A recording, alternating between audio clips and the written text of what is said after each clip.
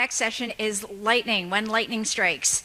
Lightning is an exciting development happening on top of Bitcoin. We're going to find out all about that. So we have Ryan Gentry, Lisa Neigut, and Miles Suter. So guys, come on and let's talk some Lightning.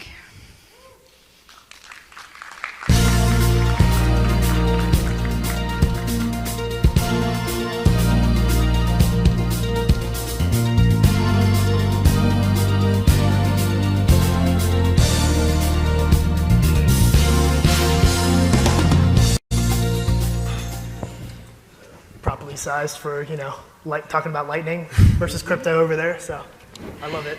Thank you guys for being here. You guys just saw me. We talked about Wall Street. Not as fun as what we're about to talk about. Talk about the Lightning Network. Michael was talking about the store value aspect of Bitcoin. Let's talk about Bitcoin as a payments rails. But before we do that, each one of these people are awesome. They're working in the space. They're doing great things. Let's go down and give sort of an intro of you, but also what you do. Cash App is referenced in a rap song, so I don't think you have to explain what Cash App is, but you guys probably don't really know what Lightning Labs or Blockstream do. So Miles, and just work your way down. Sweet. My name is Miles Suter, and I lead the Bitcoin team at Cash App. I joined in 2017 when we became the first public company to support Bitcoin. And in the last 6 months, we became the first public company to support Lightning as well. Ooh. Applause. I'm Ryan Gentry. I'm the Director of Business Development at Lightning Labs. Lightning Labs is building one of the implementations of the Lightning Network called L&D. We also provide some liquidity services on top, and excited to talk about what the Lightning Network is and why those services are useful for the next hour. Hour? I think they get yeah, hey everyone, I'm Lisa. I also go by Nifty. I work at Blockstream on Core Lightning, which is our Lightning implementation. I do a lot of protocol work, especially around ways to make decentralized liquidity allocation more intuitive. I also run conferences now, apparently. I just finished hosting Austin's Best Bitcoin Dev Conference. It was awesome. It was great. This week. So Nifty, we'll kick off this first little bit. I will call you Nifty because I don't feel comfortable calling you by Lisa. So we're going to talk about what, why, how, who cares about Lightning, right? And the first thing you need to know is, what is it, right? Like, how does the Lightning Network work? And since you're talking about making whatever you said intuitive, try to make the Lightning Network sound intuitive to her. Right. So softball question right out the gate. I see. Okay. Cool. So I think my favorite way I think of explaining kind of what Lightning is trying to accomplish, as George mentioned when we kicked us off, is we're talking about like a payment rails system, right? So payment rails, really, what does that mean? It means it's a way of getting money from one person who wants to pay someone to the person who wants to receive the money, right? So on Bitcoin, the way that you send someone money, so think of Bitcoin, I call that like layer one, right? That means there's like a big blockchain. When you want to send someone money on Bitcoin or on a layer one, maybe not just Bitcoin, but most layer ones work this way. What you do is you write up a little thing, we call it a transaction. Really, it's kind of like going to the DMV and filling in a form. I want to take the money that I've got here, and I want to send it to this person over here. You fill out the form. You send it to your local neighborhood miner. The miner takes a whole bunch of these transaction forms that people have written up. They add them to a big folder. So it's batch processing. We call those folders blocks. All those transactions get in this folder that's a block. The miner does some magic. Depends on, the magic's different depending on what chain you're talking about. On Bitcoin, the magic involves something called proof of work. This magic allows one miner to produce this magic stamp that they put on the folder. They send the folder with a stamp to everyone else on the network. So everyone on the network finds out about it. So then everyone knows that you've sent money from you to your friend, right? So that's how money moves on layer one. Everyone finds out about it. It's all like this big kind of file folder with transactions in it. Some of the problems with that is that it's kind of slow. The folder's only so big. You can only fit so many transactions in it. New folders only get made every 10 minutes on Bitcoin.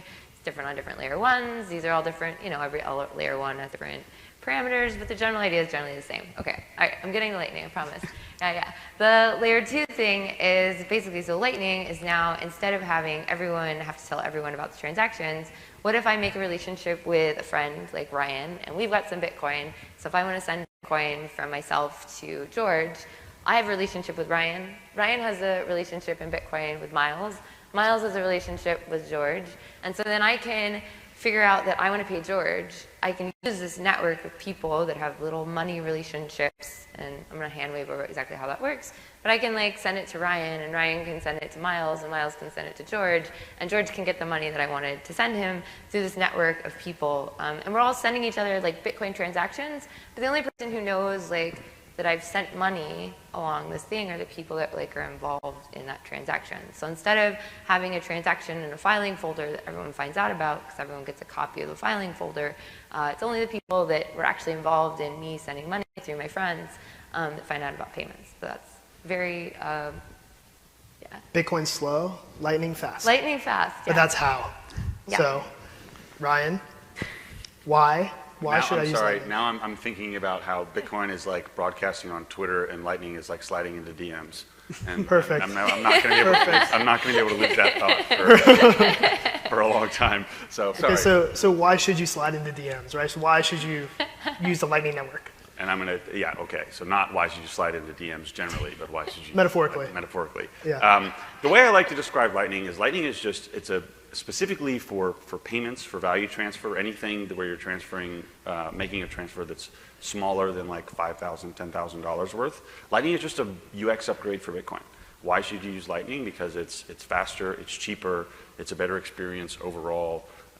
It's a more uniform experience. And one thing about layer 1 transactions that is a term that I absolutely love is the exchange. Kaloudis wrote a blog post about a year ago talking about how when you make a layer 1 transaction, you experience transaction anxiety, which is, and everybody's intuitively understands that, which is, you copy in the address, you make sure that all the characters are right. You go and, try and set the fee, and you're like, well, did I set the fee high enough? I don't know. You press send, then you wait for your transaction to show up in the mempool. There's a lot of anxiety with that, and you wait for it to get mined into a block. Whereas with Lightning, you send an invoice, you scan it, you press send, boom, it's settled, it's done. Bingo, bingo. And that's the way to do it. Right. So I'm intentionally asking you this question, given they are involved with implementations of Lightning. But so how do I use Lightning, right? Can I just spin up my Cash App and start using Lightning, or is there another way I need to do that? So I'm obviously biased here, but in my opinion, Cash App is the simplest way to get on board and start using Lightning. We have 44 million monthly active users, and we're really excited to continue to focus on UX to make this as simple as possible. We want to get to a world where customers don't have to think about on-chain versus Lightning. We just want them to be able to scan a QR code, have that transaction go through, have it be free, have it be instant, and really push forward this global interoperability. And so, in my opinion, in the US, Cash App is the app of the people, and adding this functionality is really expanding the amount of people that can now use the Lightning Network. But what I'm really excited about is how all of a sudden these walled gardens between different apps are going to, in my opinion, fall down in the coming years. I want to give a shout out to other apps around the world, like BitNob in Nigeria, Bipa in Brazil. All of a sudden, Cash App users can transfer money, Bitcoin as money, to in and out of these other systems all around the world instantly and for free. And so we're seeing a lot of innovation, both in custodial Lightning and non-custodial Lightning. I want to give a shout out to the LDK teams, the Lightning Developer Kit, alongside the Bitcoin Development Kit, BDK, because we're just seeing an explosion of innovation in different mobile wallets. Non-custodial Lightning is hard. With these new developer kits that are sponsored by Block and our open source initiative called Spiral, where it's becoming much easier for developers to build on Lightning and create wallets that are more modular, more customizable. And I think the more different types of wallets we can quickly stand up and experiment with, the sooner we'll find product market fit across all of them. And as I mentioned earlier, the coolest part is just like they all speak to each other. Yeah. And global interoperability is really what we're pushing. People's money using people's apps.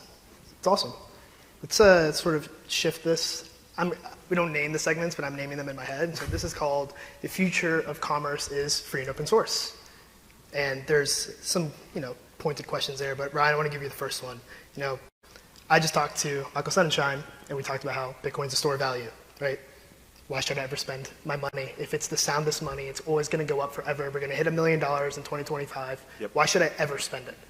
It's a great question. And the most important thing is that if that's kind of your perspective and you're looking at Bitcoin as an investment asset, then you probably shouldn't. But there's something like there's several hundred million people living in hyperinflation today, right now, all around the world. And the perspective when you get outside of the US, outside of the EU, in particular in places that don't have deep Visa penetration or credit cards or anything like that, like Bitcoin as a payments rail, Lightning as a payments rail is already significantly better experience just for making payments for these people if you have a smartphone, right? And so why should you spend your Bitcoin? Because it's the best option to do so, right? And these are people that, I remember when El Salvador Bitcoin adoption first really took, hearing about how the people in El Zonte, who Miles spent a bunch of time with, I think the average income was something like $300 a month, right?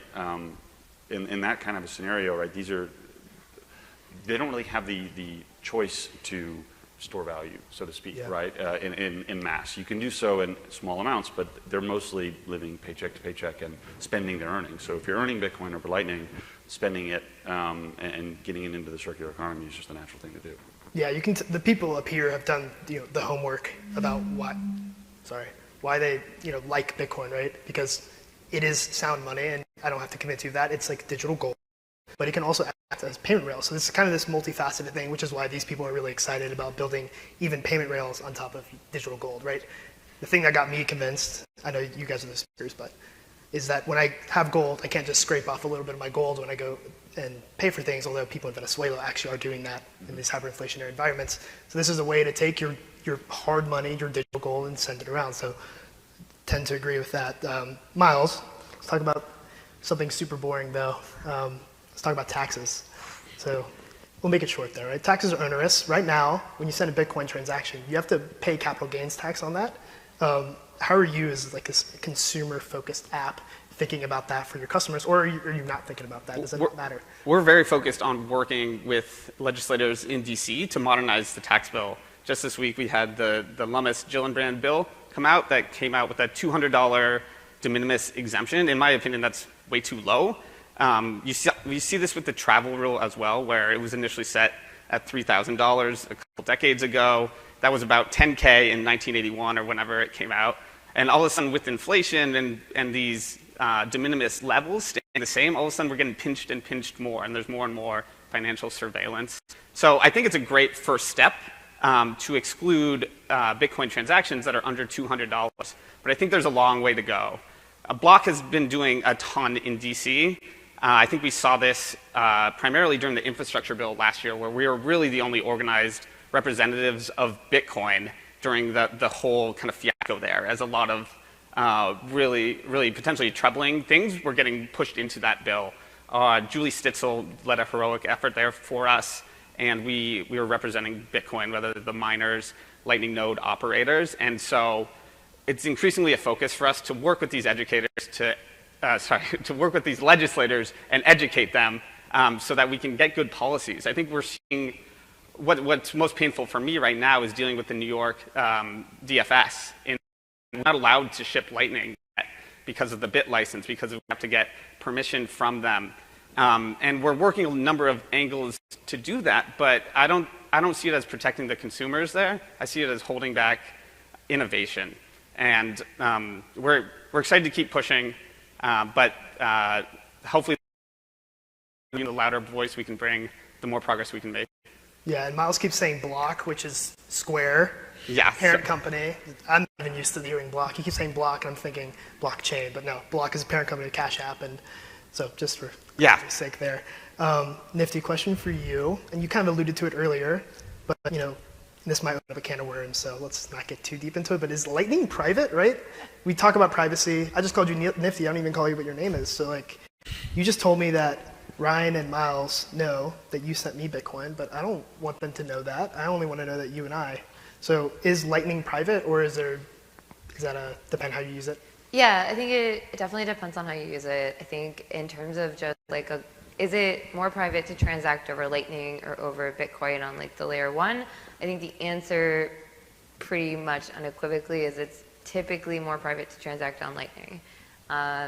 There are a few cases where, like, so one of the big differences with Lightning is in order to pay George through my nice little series of Lightning channels that I've got on stage here, in order to pay George has to give me something called an invoice, and that helps me figure out how to get my payment to him.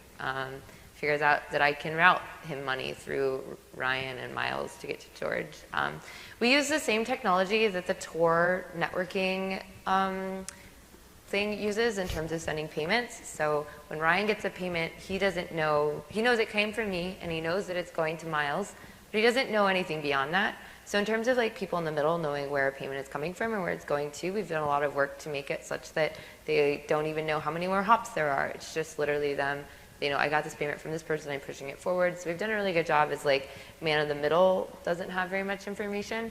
The thing that I've been talking about with payment around Lightning though is this piece of information that George gives me, they call it an invoice. It's got a lot of details about who I'm paying George, how much I'm paying him. It typically includes a description of why I'm paying it to him. This is all the information that you probably don't want anyone to really know, right? So when George gives me that invoice, if I take my invoice and I give it to a service provider, such as Cash App will now know who I'm paying, how much, and for what reason, right? So on Lightning, you have options. You don't have to give your invoice to Cash App to make that payment. You can use your own Lightning node to pay it, and in that case, it's very, very private. But as soon as you start using applications that, or we call these custodial Lightning solutions, or as soon as you ask someone else to use their Lightning node to pay that invoice on your behalf, you've told someone else what your payment information is. And so that's definitely not as private as it could be. Yeah, and just to make it clear to everyone here, because I know these people believe this, but people in the audience might not believe this, you do need privacy in transactions. And that doesn't mean we're criminals. It just, at some point, if there's a totalitarian government that takes over the United States and they decide that whatever I am paying for, whatever I'm supporting is illegal, I need to be private. So this is not privacy to, you know, block people from knowing who real criminals are, right? So privacy is important. I mean, so like I think Venmo had a really good, it's a really good service for kind of illustrating why you might want your payment data to be private, right? Sure. So maybe I'm showing my age here, but when Venmo first came out, it was like very public, right? Like all of your transaction data was in this social act. They were like, we're going to make payments social. We're going to like publish who you're paying, how much. I think it was how much. Did they publish? Maybe they didn't publish how much. There's a public API. Yeah. They could publish how much, who you're paying, and like usually a description of why you're paying them. So everyone could see what you're paying. My Venmo stuff's still private. I just like don't think that's information anyone needs. And I think there was a lot of kind of strange stuff coming out of the Venmo thing that because it was public with like exes tracking people down, like, you know, some guys were cheating, some people found out. I don't know. Why you want to keep your private payment, I think, is up to you and your own thing. But I really do think that as we move towards digital systems for currency, and I think everyone here is working towards making digital systems for currency reality for everyone across like all sorts of blockchains, et cetera. I think as we move that way, as a society and as like a community, I think making sure that we're able to transact privately in private ways, at least for me as both a Bitcoiner and a Lightning engineer, is a really important thing to maintain. So, you know, we want, or at least I personally want there to be like this, you know, the cash equivalent on a digital system. And I think there's a lot of ways to get there, and I really hope Lightning is one of them. Yeah. You don't need privacy until you do, right? That's sort of how I convince people about it. So take what you will from that. I have sort of a favorite question when it comes to talking about this free and open source world. You know, Bitcoin is free and open source. Lightning is free and open source, right? How do we make money, right? You guys work at businesses. You get paychecks, right? You pay bills. This is an open system. How do we make money without remaking and I say we, you guys, how do y'all make money without remaking the middleman system we have now? So I feel like Miles, it'd be more obvious. You know, Cash App is, you know, very consumer focused, but like Ryan, how would companies like Lightning Labs make money? So for the Lightning Network broadly, the incentive that makes this little payment channel structure work is that when I forward Nifty's payment to Miles, I'm able to take a transaction fee off of her payment, right? And so that's how, as a routing node, that's the incentive for people to run this software and to connect to the network, is you're able to charge fees for providing liquidity for these routes. So that's kind of like step number one. It's baked into the protocol by default. Now, how do we do that? And this is an artful part of the protocol. How do we do that without recreating middleman? Is you make it to where that service is not, that it is a permissionless market. It's a permissionless market with a race to the bottom on like what fees you can charge. So we've seen, so for Lightning Labs, we run this service called Loop, which is an on and off ramp into the Lightning Network, so a swap service between layer 1 and layer 2. So there's a lot of volume that comes towards Loop. It's a sink on the network. It receives a lot of payments. And so what we've seen over time is attempts at nodes trying to form little price fixing cartels, providing liquidity to Loop, where they're all saying, okay, let's keep our fees at 15 bips, we'll all agree, and we'll all make a ton of money, and all the payments will come through ours. And that generally lasts for like, a couple hours until somebody notices that there's an arbitrage opportunity and they can open up a channel in parallel, provide liquidity, and undercut the fees. So I think that permissionless market structure is what keeps us the incentive for running a node and earning routing fees, while making it still permissionless and keeping us from recreating a man-in-the-middle scene. And for Lightning Labs in particular, our services, Loop and Pool, are all about provisioning liquidity on the network. Because Lightning, the only way Lightning works is you need to have liquidity in the right place at the right time to route a payment. So providing kind of easy-to-use APIs to move liquidity around, open new channels, rebalance existing channels is just a developer API we provide. Yeah, I want to ask Nifty the same question, then I'll come to you. I promise. Yeah, I think George is asking, how do we as a company who's building on Lightning make money building? It's free. We're putting a lot, engineers aren't cheap. We've got a lot of engineers, well, it was only 3 of us for a while, but we've expanded since then. So I think the first way is we kept it really like small team-wise. So Blockstream's long-term ambitions in terms of how are we going to make money on Lightning is we're going to provide infrastructure. Blockstream is a Bitcoin infrastructure company.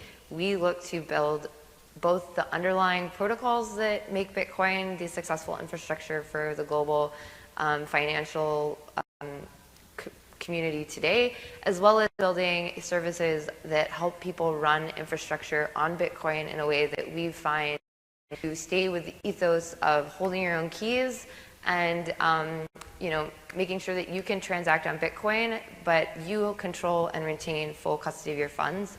Our Lightning project around this particular thing, the way we've decided to do it, is this project called Greenlight. It's we're kind of in the beta phases. I think we have a couple of partners that we're working with to figure out exactly how it's going to work. But the main idea is that it'll basically be an AWS for Lightning, where the funds, that control the Bitcoin, will reside with the customer and not on our servers. So you'll be able to run, infrastructure industry grade or commercial grade. Computers will be running your node, but the security of your keys will remain with the customers, which is cool. Yeah. So Miles, Yeah. when I ask you the question though, I want to opportunistically ask you to maybe answer this question. Sure.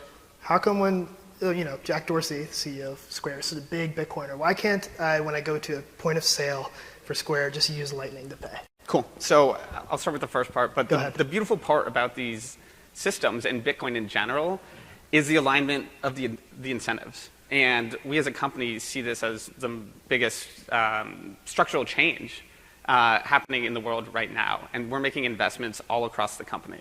There's no company on earth doing more for Bitcoin than Block Inc. So Cash App has onboarded tens of millions of customers in the US. Spiral for 2.5 years, or 3 years maybe, has been funding open source development. We have a new hardware wallet project that we'll be releasing more info and building in public until it comes out. We have TBD, which is working on decentralized fiat on and off ramps and bridging between the two worlds in a non-custodial manner. And we also we're building a mining rig. There's so much going on at the company. And so when the first new business that we did was Spiral, and we stood it up, no strings attached, just work on Bitcoin, grow the network. And so we didn't see the first cross-pollination for about 2 years. And their main project was they were working on the Lightning developer kit. When Cash App wanted to integrate Lightning, we had experts in-house that could do that, that could work on that with us, and we were able to stand it up very quickly, and it's working great for us. And so we recently planted a number of other seeds as well that are going to grow, and there's going to be cross-pollination over time. When it comes to the seller side of the business, we are increasingly hearing from sellers that they want to receive payments in Bitcoin, and especially over the Lightning Network. We're also hearing that they want to save in Bitcoin. And I think Lightning is definitionally like a global system. And I think there's opportunity for payments to save 3% in the US and kind of close this loop. And we're going to keep closing loops across the company at Blockstream. But in particular, I think Lightning has a huge opportunity for international markets in developing countries where, for example, when I lived in El Salvador, the hotel I stayed at, they had a Square stand in the front. We have a product called Register World that's used in 150 countries, and essentially we just give away our software for free around the world where we're not regulated to take payments. And so they'll do their inventory, they'll bill your check, and then at the end of it, they bring out this big brick that charges them 9%. And talking to the owner, I got to know him pretty well over those 6 months. Like, they're almost like losing money on me having dinner that night at the restaurant or whatever. And so I think there's a huge opportunity to offer the emerging global reserve currency of the world in a free and instant manner in countries that don't have mature payments infrastructure. And I think that's where Lightning's going to really take off. Yeah, and they cut 3 minutes off my time, so we don't have much time left, which means we're going to paper over the part that talks about, the blockers and the drawbacks and like why. I'll give the short of it. Lightning right now is fast and cheap. There is a world where Lightning doesn't stay cheap forever. We probably need to talk about that. Are we going to be able to onboard 1 billion people? Maybe, maybe not, but we don't really have time for that. I actually just hit 0, but does anyone have any? Everyone gets 10 seconds to say what they're most excited about Lightning. Nifty first. Yeah, I'm super excited. We just had our, not exactly planned, but like every few years, everyone who works on the Lightning spec gets together, talks about what we're changing, what we're upgrading, what we're going to make better about it. We just had a week, we just met up last week, so there's a lot of really cool and exciting stuff that's going to be coming out of that. If you want to follow me on Twitter, I'm Nifty, NIFTY-NEI, so Nifty9 on Twitter. I'll be tweeting about the cool stuff I'm working on out of that stuff. Hope that you guys follow along. It should be really exciting. Yep. So Lightning Labs, our big announcement at Bitcoin 2022 was a new protocol called Taro that stands for Taproot Asset Representation Overlay. And so the application of that will be, this whole talk has been Bitcoin, Lightning Network is a Bitcoin-only network. The application of that will be bringing stable coins to the network, so you can hold USD value, transfer USD value, but leverage the global permissionless, low-fee instant settlement network that is Bitcoin. And at Lightning Labs, we're hiring lightning.engineering as our website. I'm at Ryan the Gentry on Twitter. Please reach out if you have questions, if you're interested, and please apply because we're hiring engineers. Cool. And Ryan beat me to the jump, but the thing I'm most excited about is stablecoins on Lightning as well. Give me stablecoins. Give me stablecoins. Give me the current global reserve currency and the global reserve currency of tomorrow that can permissionlessly be sent around the world freely and instantly. I think that's a killer combination to bring basic financial tools to 1 billion people around the world. And so I'm really excited about what you guys are building. I'm really excited about what we're building at Cash App, but throughout Block as well. If you want to get in touch, we're hiring all across the company, all the various companies within the company. And I am at Miles Suter on Twitter and can't wait to build the future with these other people on stage with me. And I'm excited that very smart people are working on this problem. So anyway, these are our panelists. Wonderful. Let's do it.